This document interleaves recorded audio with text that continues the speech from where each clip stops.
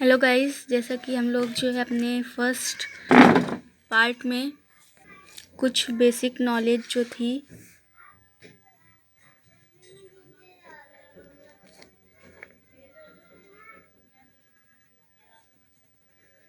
कुछ बेसिक चीज़ें थी बायोलॉजी की जो हम लोग ने डिस्कस की थी, और जैव प्रक्रम और पोषण के बारे में भी हम लोग ने पढ़ लिया था उस पहले पार्ट में।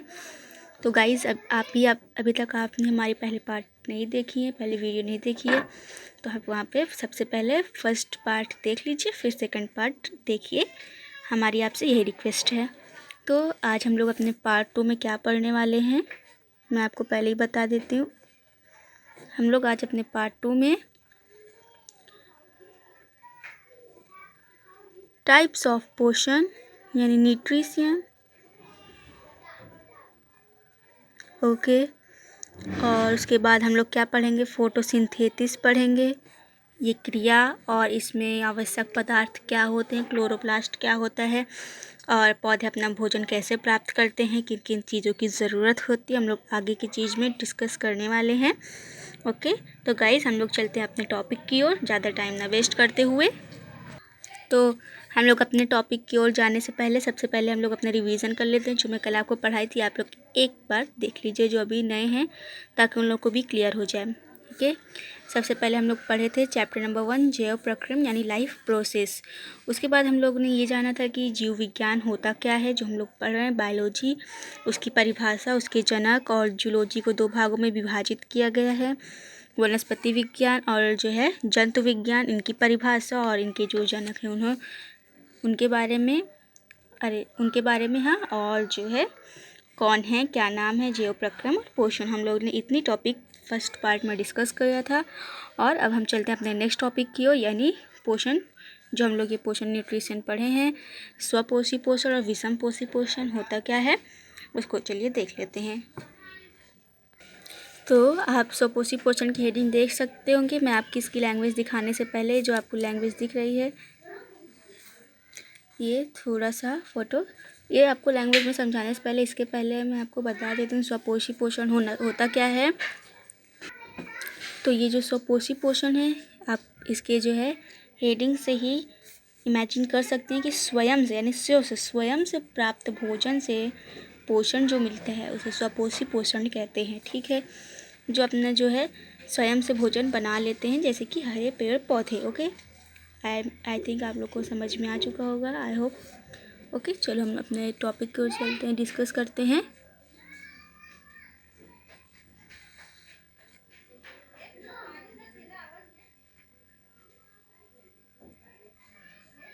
ठीक है,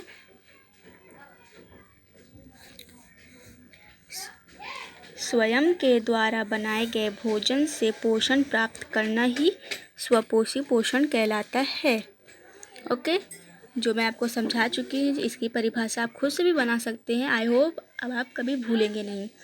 ठीक है, ये सब तो वैसे याद करने की चीज़ें हैं, लेकिन समझने के बाद याद करने की ज़रूरत नहीं रहती। उदाहरण में मैंने हरे पेड़ पौधे बताया था, ये देखिए हरे पेड़ पौधे तथा कुछ अन्य जीव जो अपना भोजन बनाकर पोषण प्राप्त करते हैं, इन्हें ही स्वपोषी या स्वपोषित पोषित जीव भी कहते हैं। ओके,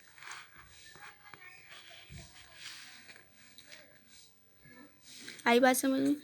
ठीक है, ये जो हरे पेड़ पौधे हैं, ये अपना भोजन खुद से बनाते हैं, सबको पता है, लेकिन कैसे बनाते हैं इसके बारे में चलिए डिस्कस करते हैं। ये जो पेड़ पौधे हैं, ये जो है फोटोसिंथेसिस की क्रिया होती है, जिसके द्वारा वो अपना भोजन बनाते हैं। ये जो फोटोसिंथेसिस है, प्रकाश संश्लेषण, प्रकाश से आप समझ रहे होंगे। इसको जो है 2 पार्ट में फोटोसिंथेसिस है, ये देखिए फोटो प्लस सिंथेसिस। तो इसकी जो ये जो लिखा है, इसी से जो है हम लोग इमेजिन कर सकते हैं, हर चीज़ की परिभाषा उसके वर्ड में ही रहती है, हेडिंग में ही रहती है। तो पहले उसे समझा करिए। ठीक है, तो देखिए फोटो प्लस सिंथेसिस, फोटो यानी प्रकाश और सिंथेसिस यानी बनाना। तो प्रकाश की उपस्थिति में जो भी क्रिया होती है, प्रकाश की उपस्थिति में बनाए गए भोजन को ये फोटोसिंथेसिस कहते हैं। ठीक है, प्रकाश संश्लेषण की क्रिया में होता क्या है, हम लोग जो है बाहर से जल तथा CO2 लेते हैं। ठीक है, और उसके बाद क्लोरोफिल की उपस्थिति में यानी प्रकाश तथा क्लोरोफिल की उपस्थिति में हम लोग मतलब हम लोग पेड़ पौधे कार्बोहाइड्रेट बनाते हैं जो ऊर्जा के रूप में संचित होता है, और इसी प्रक्रिया को हम लोग क्या कहते हैं, प्रकाश संश्लेषण कहते हैं। ओके, ठीक है। अभी आप लोग इसकी लैंग्वेज देख लीजिए ध्यान से। प्रकाश संश्लेषण की क्रिया में बाहर से जल और CO2 ग्रहण करते हैं, और क्या होता है, तथा इसको प्रकाश तथा क्लोरोफिल की उपस्थिति में कार्बोहाइड्रेट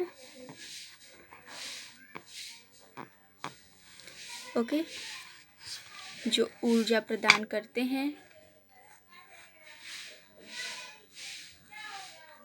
जो ऊर्जा प्रदान करता है के रूप में संचित कर लेते हैं, और इसी प्रक्रिया को हम लोग जो है प्रकाश संश्लेषण कहते हैं। आप प्रकाश संश्लेषण की क्रिया देख सकते होंगे।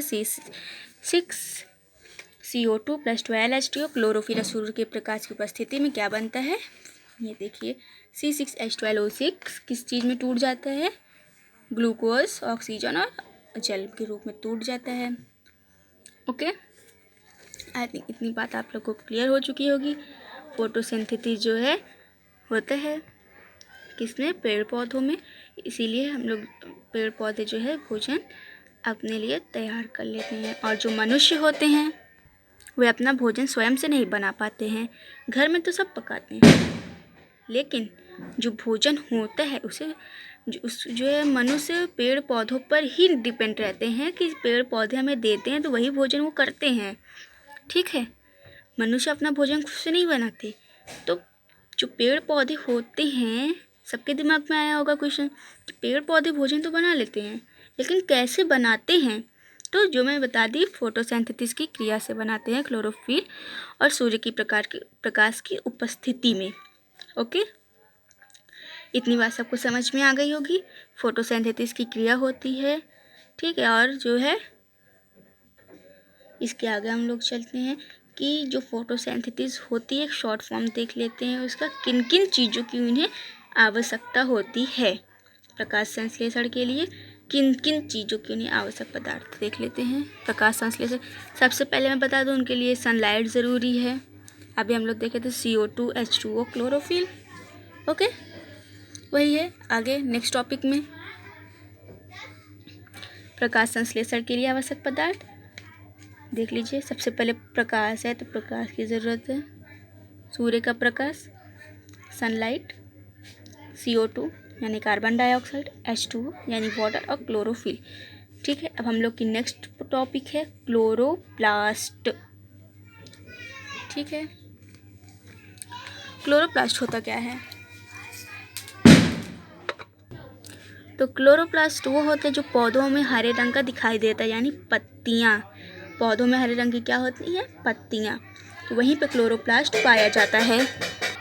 तो पौधों में जो है क्लोरोप्लास्ट तो पाया जाता है, सबको पता है, लेकिन कहाँ पाया जाता है, चलिए हम लैंग्वेज में देख लेते हैं।